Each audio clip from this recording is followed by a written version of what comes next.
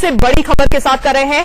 मथुरा में पुलिस दल पर हुए हमले में सिटी एसपी मुकुल द्विवेदी और एसओ संतोष यादव शहीद हो गए हैं, जबकि 12 अन्य लोगों के मारे जाने की खबर है। वहीं दोनों तरफ से हुई फायरिंग में करीब 200 लोग घायल हुए हैं, जिन्हें पास के अस्पताल में भर्ती करा दिया गया है।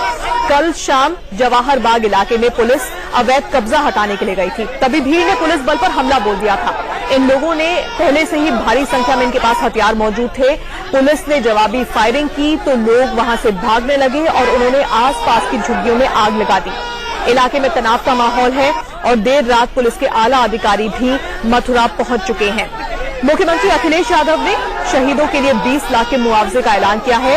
साथ ही उन्होंने दोषियों के खिलाफ कड़ी कार्रवाई का आश्वासन दिया है। अवैध का माहौल है और देर रात पुलिस के आला अधिकारी भी मथुरा पहुंच चुके हैं।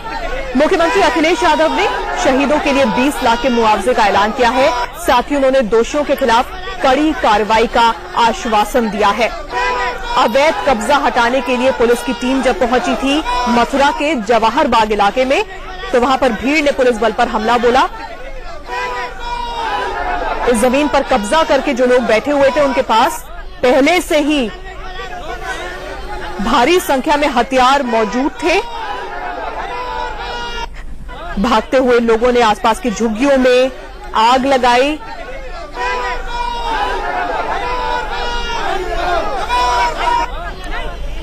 तो 4 तस्वीरें तो आप देख ही रहे हैं, लेकिन कल रात से लेकर अब तक क्या हुआ है, हमारे संवाददाता नरेश बिस्वानी ने वहां पर जायजा लिया उसका और समय समय पर वहां से जो रिपोर्ट भेजी वो आपको दिखाते हैं। जवाहर बाग में किस तरीके से इन प्रदर्शनकारियों ने अपना कब्जा जमाया और कैसे ये स्थानीय लोगों को अंदर आने से रोकते थे, ये तमाम वो सवाल हैं जिनके जवाब तलाशने की हम कोशिश कर रहे हैं। हमारे साथ अजय शर्मा मौजूद हैं जो कि स्थानीय निवासी हैं। आप बताएं किस तरीके से ये लोग यहाँ पर रहते थे, कैसे लोगों को आने से रोकते थे अंदर? ये जो हैं बड़े पागलपन से रहते थे यहाँ पे। मैं आपको बता दूं कि ये घटनाक्रम 2014 का है, जून जुलाई के महीने का। वहाँ पर जय गुरुदेव एक मंदिर है हाईवे NH2 पर। वहाँ पर जय गुरुदेव की मृत्यु होने के उपरांत उनके 3 उत्तराधिकारी पैदा हुए। पंकज यादव, पंकज बाबा जिनको बोलते हैं, एक उमाकांत तिवारी और एक ये तथाकथित ये रामवृक्ष यादव। तो पंकज बाबा ने तो ये वाला हत्या लिया जय गुरुदेव वाला, उमाकांत तिवारी को उन्होंने इंदौर भेज दिया। अब ये फर्जी था, इनको कहाँ पे देते, ये वहाँ पे उदमबाजी करने लगे। तब इनके साथ 2-2.5 हजार लोग थे ये लोग, तो इनको उन लोगों ने यहाँ पे शिफ्ट कर दिया कि आपको ये तो कोई अपनी बात कहनी तो यहाँ पे कह लीजिए। 2 दिन के लिए उन्होंने जवाहर बाग में रहने के लिए उन्होंने ले लिया शासन प्रशासन से, और 2 दिन के चक्कर में इन्होंने पूरा कब्जा कर लिया। रहना का इनका प्रखार इतना गंदा था कि यहाँ पर इन्होंने पक्का निर्माण कर लिया, सरकारी संपत्ति पक्का निर्माण। आप अंदर देखेंगे तो पूरा तबाह कर दिया इन्होंने, आग लगा के भाग गए कल पूरे में। ये पूरा जवाहर बाग जो है, इनकी हिस्ट्री बता दूं मैं, ये उत्तर प्रदेश सरकार का है। इसमें किसानों के लिए आंवला, आम, अमरूद, अन्य प्रकार की फसलें पैदा की जाती हैं किसानों के लिए। अंदर ही उद्यान अधिकारी का ऑफिस है, अंदर ही कृषि अधिकारी का ऑफिस है, सब पर इन्होंने कब्जा कर लिया। और कब्जा करने के तत्परांत ये मुख्य द्वार है जवाहर बाग का, ये वाला। इस मुख्य द्वार पर इन्होंने अपने महिला और आदमियों को यहाँ पे बैठा दिया, किसी को अंदर नहीं जाने देते थे। इन्होंने अंदर पूरा अपना एक भारत से अलग एक स्वाधीन भारत इन्होंने बना लिया। यदि आप इस पर अंदर जाओगे तो उनसे इनको आपसे पास चाहिए या पास लोगे आप अंदर जा सकते हो। और इतना गलत और बदतमीजी से बात करते थे कि आप यदि हैं तो आप इंडियन नहीं है, आप ब्रिटिश नागरिक हैं, ये कहते थे, बोलते थे वो। यदि आप डीएम यहाँ से कहता था आप इसे खाली करना, तो डीएम से कहते थे आप अपनी नागरिकता दिखाइए, आपकी नागरिकता क्या है, आप इंडियन है भी कि नहीं, आप स्वाधीन भारत के लोग हैं या नहीं। इनकी मांगे बड़ी पागलपन की थी। मांगे क्या थी कि 1 रुपए में 60 लीटर डीजल पेट्रोल चाहिए, और रुपया भी वो नहीं चाहिए, रुपया चांदी के सिक्के वाला चाहिए जो स्वतंत्रता से पहले कभी रहा होगा, हमारे संज्ञान में तो है नहीं। और क्या था कि यहाँ पर रूलर चाहिए, रूलर जो राज करेगा। ये हिंदुस्तान की सरकार, उत्तर प्रदेश की जो सरकारें हैं वो स्वाधीन भारत की सरकारें नहीं, ब्रिटिश इंडिया के नॉमिनेट किए हुए लोग हैं। ऐसी मांगे थी, बड़ी पागलपन की मांगे थी। ये बताइए कि किस तरीके से लोगों को अंदर जाने से रोकते थे? क्या कभी अंदर जाने नहीं देते थे किसी को भी? कभी किसी को अंदर जाने ही देते थे। अंदर इसके अंदर जाएंगे सरकारी दफ्तर है, पिछले 3 महीने तो सरकारी दफ्तर पर उन्होंने कब्जा कर लिया, बाहर भगा दिया। पुलिस प्रशासन तभी से अन्य बिन्ने में लगा हुआ कि आप 2-2.5 हजार लोग हैं। किसी अनहोनी से बचने के लिए पुलिस प्रशासन ने कल जो वाक्य मैं आपको बता दूं, कल पुलिस प्रशासन ने पूरा मुनादी कराई माइक के जरिए, उनसे कहलवाया कि माननीय उच्च न्यायालय का आदेश हो चुका है कि आप इसे खाली कर दें। फिर आपके द्वारा एक SLP और दाखिल की गई हाईकोर्ट में कि हमसे खाली न कराया जाए। वो आपकी SLP 50 हजार रुपए कॉस्ट पे खारिज हो गई कि आप इसे तत्काल खारिज करिए, खाली करिए। लेकिन वो फिर भी नहीं मानने को तैयार। कल यहाँ से पुलिस मुनादी कर रही थी, निहत्थे पुलिस वालों पर इन्होंने आतंकी, मैं तो आतंकी कहूंगा इनसे, आतंकियों ने इन्होंने वार कर दिया उन पर, ईंट पत्थर फेंक दिए, उनके पास बहुत गोला बारूद था अंदर, इन्होंने सीधी फायरिंग कर दी उन पर। एसपी सिटी मारा गया, एसओ सदर मारा गया, एसओ फरे मारा गया बेचारा, कई सिपाही इंजर्ड हैं। तो उन लोगों पर इन्होंने कर दिया, फायर कर दिया, निहत्थे लोगों को फायर कर दिया। और जब इन्होंने देखा पुलिस का इन पर दबाव बढ़ने लगा तो पूरा जवार वगैरह तहस नहस कर दिया। वगैरह कहाँ से लेकर के आते थे? अब ये हमको पता नहीं कहाँ से लाते थे, इनके बहुत जखीरा निकला कल। ऐसी फायरिंग चली है जैसे कहीं बॉर्डर की कोई लड़ाई चल रही लगा, पूरे गुम्बार थे बादल में, पूरे इतना धुआं ही धुआं चारों तरफ, पूरा एकदम से ऐसी आवाज होती थी जैसे निकलने को लोग तैयार नहीं थे तैयार, मरने मारने पे तैयार थे। और वो कर दिया था, उनकी मंशा ये थी। के लिए पहले पुलिस ने कोई यहाँ पर रिहर्सल भी की थी, ऐसी रिहर्सल किया था इन्हें भगाने के लिए, पीछे से जाके बाउंड्री के पीछे जाके उनसे कहा था आप यहाँ से चले जाइए, लेकिन लोग ये नहीं जा रहे, कह रहे थे कि हम तो 1 रुपये में 60 लीटर चाय तुम नहीं दे सकते, हम देंगे। अपना कैंटीन खोलना शुरू कर दिया उन्होंने अंदर कि हम देंगे। वहां से पास में ही जवाहरबाग आवासीय कॉलोनी है, पास में ही कलेक्ट्रेट है, पास में ही जज कॉलोनी सामने आ रही, सब पर इन्होंने धीरे धीरे निशान बनाना शुरू कर दिया। कलेक्ट्रेट परिसर की मैं घटना बता दूं, अभी जब से यहाँ के जन भावना कब भड़की यहाँ की कि मथुरा जनपद के लोग बाहर निकल के आए, आंदोलन शुरू किया कि इनको यहाँ से भगाइए। तहसील कलेक्ट्रेट कार्यालय पर यहाँ पर एक जुवेनाइल बोर्ड है, वहाँ की जुवेनाइल बोर्ड की सदस्य से अर्थात जस्टिस से इन्होंने उनकी गाड़ी तोड़ दी, मारपीट कर दी, कई वकीलों से इन्होंने मारपीट की, सरकारी कर्मचारी से मारपीट, लेखपालों से मारपीट की। इन्होंने इस तरीके की हरकत यहाँ पे करते, मारपीट करना लगातार उपद्रवबाजी पे लगे हुए, बड़ा पागलपन था इनका, पूरा जनपद परेशान था। जनपद सत्याग्रह कर रहे हैं, वो सब एक बहाना, सत्याग्रह नहीं थे तो बहाना था, सत्याग्रही तो हो ही नहीं सकते। सत्याग्रही पूरी जमीन पर कब्जा कर लिया साहब इन्होंने।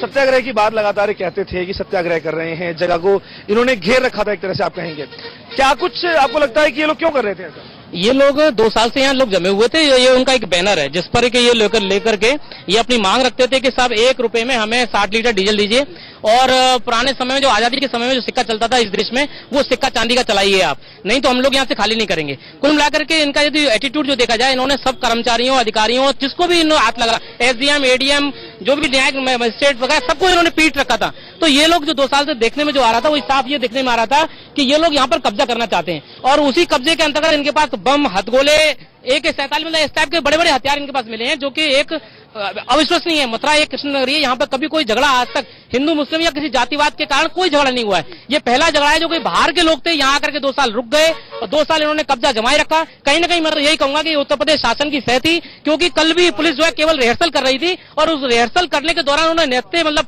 पुलिस वाले जो है आक्रमण करने नहीं गए थे, खाली कराने नहीं गए थे, केवल उन्हें मुनादी कर रहे थे, उन्हें धमका रहे थे। इसके बावजूद उन लोगों ने गोलियां चलाई और 2 जो अधिकारी हैं उनको मार दिया, करीब 10 पुलिस वाले इंजर्ड हैं। एक तरीके से मथुरा को लहूलुहान और मथुरा को एक तरीके आतंकवादी क्षेत्र बना दिया इस उत्तर प्रदेश सरकार ने। मथुरा का जो कौन है रामवृक्ष यादव, कहाँ से आते हैं, कहाँ के रहने वाले हैं? लोगों को इस बात की कोई जानकारी है रामवृक्ष यादव कौन है, लेकिन इतना जरूर जानते हैं रामवृक्ष यादव ने डीएम, एसएसपी और यहाँ के लोकल जो भी लोग थे सबको चैलेंज किया, सबको पीटा, सबको चैलेंज किया, और उसने कहा तुम मेरा जो बिगाड़ना चाहो बिगाड़ो। कुल मिलाकर के ऐसा तभी हो सकता है जबकि उत्तर प्रदेश शासन की सह हो, क्योंकि कल भी जो है पुलिस वालों को जिस तरह से उन्होंने मारा है, निश्चित रूप से उनकी कोई न कोई बैक या उनकी पीठ इतनी मजबूत थी कि उन्होंने अधिकारियों तक को नहीं छोड़ा, उन्होंने सीधी गोलियां चलाई। कैमरा पर्सन आमिर हुसैन के साथ नरेश बिस्वानी, इंडिया न्यूज, मथुरा।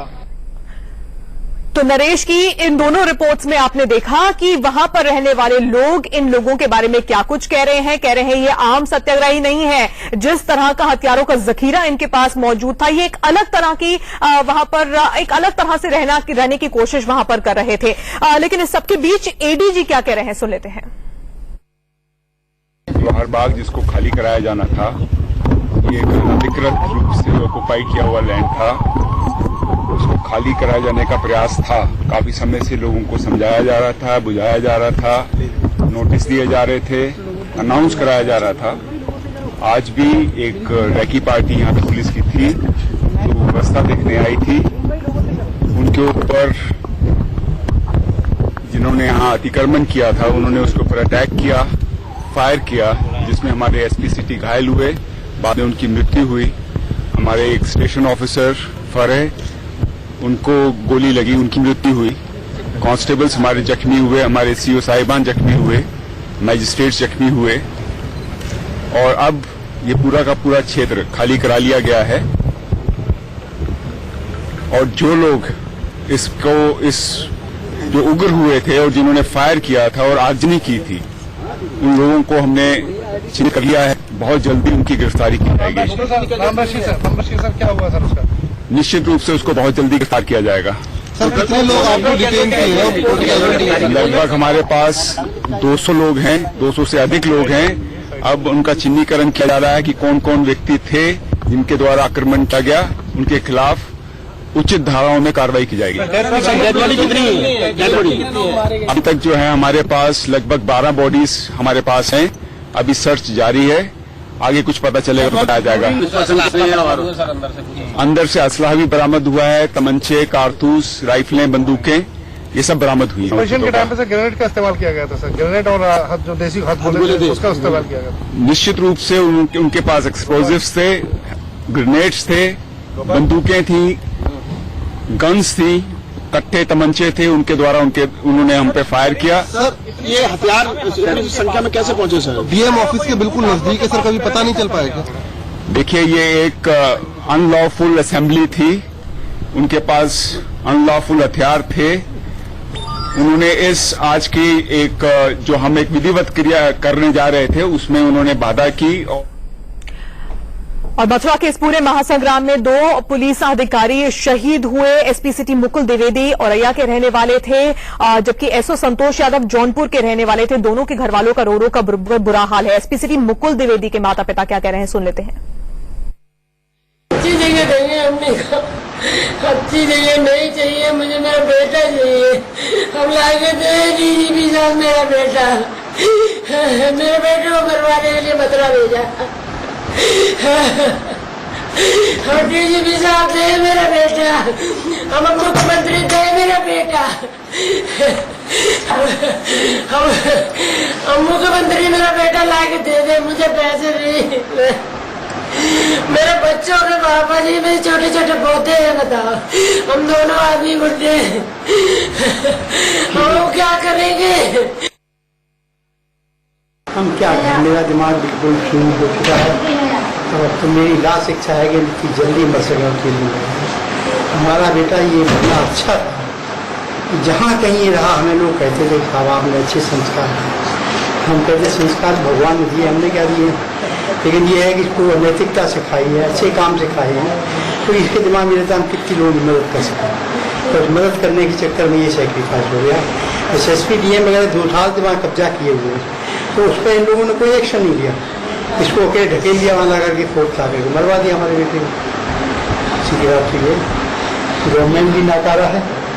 अगर वो कब्जा किए हुए तो आपको हटाते, उनको मिलिट्री लगाते, वो भी लगाते। तो आप एसपी सिटी मुकुल द्विवेदी के माता पिता को सुन रहे थे, रो कर, और उनका बुरा हाल है। मुकुल द्विवेदी की मां कह रही थी कि मुझे 20 लाख का मुआवजा नहीं चाहिए, मुख्यमंत्री मेरा बेटा मुझे लाकर दे दे, मुझे और कुछ नहीं चाहिए। तस्वीरें आप देख रहे हैं मथुरा से। कल से मथुरा में जो स्थिति बनी हुई है वो ये तस्वीरें देखकर आप अंदाजा लगा सकते हो। इस बड़ी खबर पर हमारी नजर लगातार बनी रहेगी। फिलहाल कल से ही तनाव है। हमने ब्रेक से पहले आपको सुनाया कि वहां आसपास रहने वाले लोग कल की घटना के बारे में क्या कुछ सोचते हैं और पुलिस अधिकारी कल की घटना के बारे में क्या कुछ कह रहे हैं। सीधे रुख करते हैं मथुरा का, जहां से नरेश बिस्वानी इस वक्त हमारे साथ जुड़े हुए हैं। नरेश, वहां पर मौजूद लोग, हमने देखा आपकी रिपोर्ट में बता रहे हैं कि 2 साल से किस तरह से ये लोग रह रहे थे, किस तरह के हथियार इनके पास ये रखा करते थे।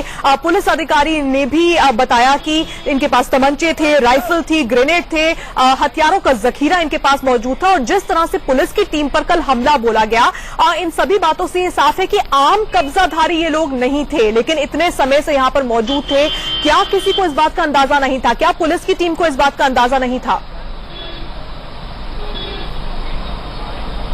देखिए तान्या, सबसे बड़ी बात यहां पर यह है कि दीपक तले अंधेरा किसे कहते हैं वो इस पूरे मामले के बाद पता चल जाता है। अगर हम इस इलाके की बात करें तो ये पूरा इलाका एक तरह से वीवीआईपी इलाका माना जाता है। इसके ठीक पीछे तहसील है, बगल में एसपी ऑफिस है और पूरा ये एरिया एक तरह से कैंट एरिया कहा जाता है। इसे आसपास कई कहा जाए कि आर्मी के कैंप्स हैं और ऐसे में यहां पर हथियार जमा करना, हथियारों को सप्लाई करना, हथियारों का इस्तेमाल करना, ये तमाम चीजें यहां पर हो रही। तो अंदाजा लगाइए क्या ये संभव है कि कोई शख्स इस तरीके से हथियारों को अपने पास जमा करता जाता है और इस तरह के इलाके के अंदर और आसपास के खुफिया तंत्र को इस बारे में कोई जानकारी नहीं लगती है? तो ये अपने आप में एक बड़ा सवाल है, या फिर ये कहें कि खुफिया तंत्र की भारी चूक है। लिहाजा इस पूरे मामले के बाद क्योंकि पुलिस को अंदाजा नहीं था कि उसके पास इतने सारे हथियार हैं, इतने अत्याधुनिक हथियार हैं, जिसके चलते पुलिस पूरी तैयारी के साथ यहां पर नहीं पहुंची थी। हालांकि पुलिस ने 31 मई की रोज एक रिहर्सल जरूर की थी, लेकिन उनको ये नहीं पता था कि इनके पास हैंड ग्रेनेड्स हैं, इनके पास हथगोले हैं, इनके पास अत्याधुनिक हथियार हैं। ये तमाम चीजों के बारे में शायद पुलिस को जानकारी नहीं थी। लिहाजा पुलिस अंदर गई और उनसे बात करने की मुद्रा में पुलिस ने जैसे ही कदम बढ़ाया और दूसरी तरफ से फायरिंग शुरू हो गई। और जब फायरिंग शुरू हुई तो यहाँ के जो थाना इंचार्ज थे, थाना अध्यक्ष थे, उनको गोली लगी, जिसके बाद जो हालात है बिगड़ते चले गए। उसके बाद एसपी सिटी यहाँ पर पहुंचे और एसपी सिटी को भी गोली लगी। दोनों ही पुलिस अधिकारियों की शहादत यहाँ पर हुई है। हालांकि इस पूरी घटना के बाद के अधिकारी समेत 14 लोगों की जान चली गई। कल पूरी घटना में 200 से ज्यादा लोग जख्मी हुए। नरेश, धन्यवाद इस तमाम अपडेट के लिए। एक छोटी सी ब्रेक के लिए हमें यहाँ पर रुकना है, होंगे फौरन हाजिर। द्विवेदी और एसओ संतोष यादव को आज सुबह अंतिम विदाई दी गई। पुलिस लाइन में उन्हें सम्मान श्रद्धांजलि दी गई। दोनों के पार्थिव शरीर को उनके गांव भेजा जा रहा है, जहां उनका अंतिम संस्कार होगा।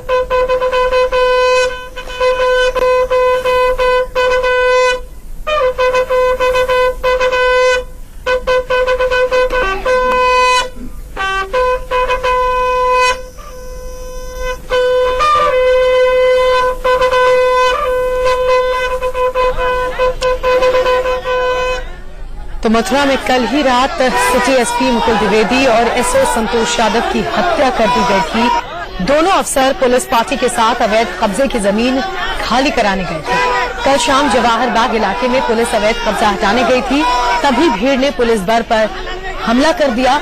इन लोगों ने पहले से ही भारी संख्या में हथियार मौजूद रखे थे अपने पास। पुलिस ने जवाबी फायरिंग की तो लोग वहां से भागने लगे और उन्होंने आसपास की झुग्गियों में आग भी लगा दी। इलाके में तनाव का माहौल है और देर रात पुलिस के आला अधिकारी भी मथुरा पहुंच चुके हैं। मुख्यमंत्री अखिलेश यादव ने शहीदों के लिए 20 लाख के मुआवजे का ऐलान कर दिया है। साथ ही उन्होंने दोषियों के खिलाफ कड़ी कार्रवाई का भी आश्वासन दिया है।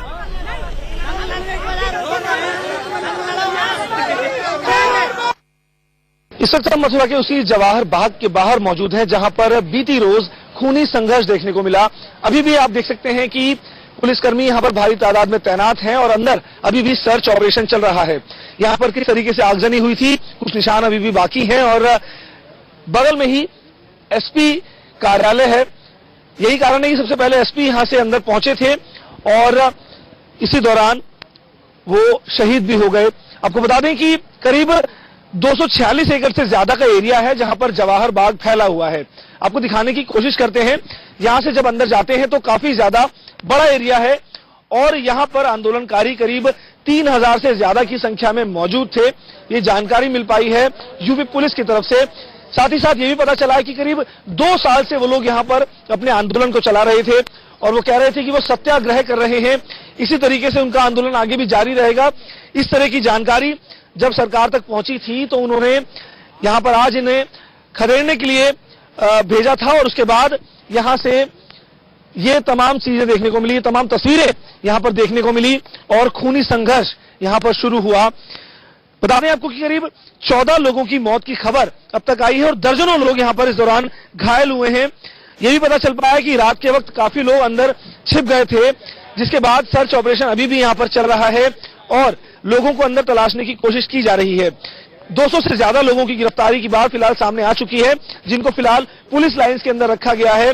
साथ ही साथ जो स्थिति है उसको सामान्य बनाए रखने के लिए जो तमाम पुलिस बल है वो यहाँ पर तैनात है। साथ ही साथ पीएसी की तमाम टीम्स यहाँ पर पहुंची हुई है और वो किसी भी तरीके से स्थिति को सामान्य बनाए रखने की कोशिश कर रही है। कैमरा आमिर हुसैन के साथ नरेश बिस्वानी, इंडिया न्यूज, मथुरा। तो 250 एकड़ जमीन पर अवैध कब्जे का ये पूरा मामला है। ये जो संगठन है जिसने धरने के बहाने इस पूरी जमीन पे कब्जा किया, ये 2014 में बना था, धरने के बहाने से बना था और कल जो पुलिस पार्टी यहां पर अवैध कब्जा खाली कराने गई थी उसकी अगुवाई एसपी ने की थी और इसी दौरान उनकी हत्या कर दी गई। जैसा कि हमारे संवाददाता रिपोर्ट में बता रहे थे, 3000 लोग यहां पर मौजूद थे जिस समय पुलिस पार्टी यहां पर पहुंची और उन्होंने पहले से ही अपने पास काफी हथियार बटोर कर रखे हुए थे। काफी आगजनी हुई। अभी भी स्थिति जो है वो तनावपूर्ण बनी हुई है। तो मथुरा में कल रात ही सिटी एसपी मुकुल द्विवेदी और एसओ संतोष यादव की हत्या कर दी गई थी और ये जो वीडियो हम आपको दिखा रहे हैं ये उसी समय का वीडियो है जब ये मारपीट हो रही थी।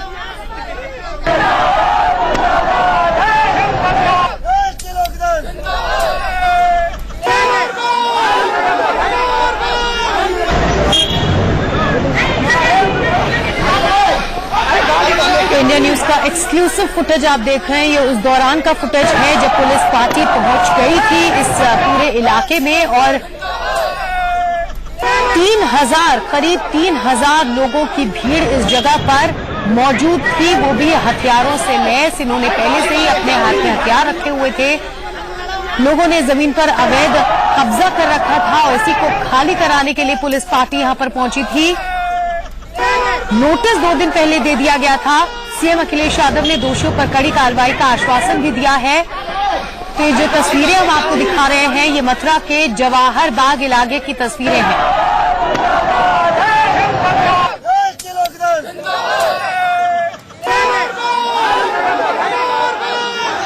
फायर हो रही है, फायर नीचे हो, यहाँ नीचे फायर हो रही है। वो मार दिया वो मार दिया वहाँ। बस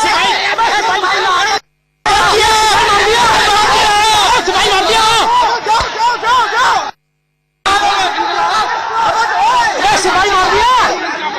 सिपाही मार दिया तुम्हारे अंदर। सिपाही मार दिया अंदर।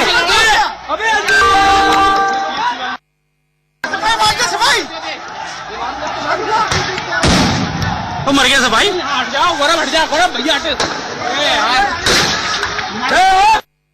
तुम मत बोलो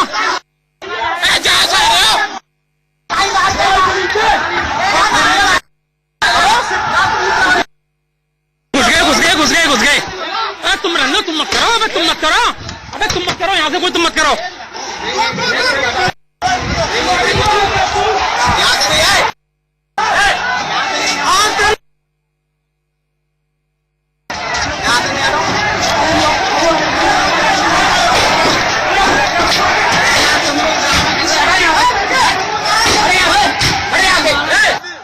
फायर हो रही है, फायर नीचे हो, यहाँ नीचे फायर हो रही है। वो मार दिया वहाँ। तो ये कल की पूरी घटना की एक्सक्लूसिव फुटेज आप इंडिया न्यूज पर देख रहे हैं। उस दौरान क्या हुआ, जो आवाजें लोगों की आ रही है उससे भी साफ सुनाई पड़ रहा है कि उस समय क्या स्थिति थी उस जगह पर।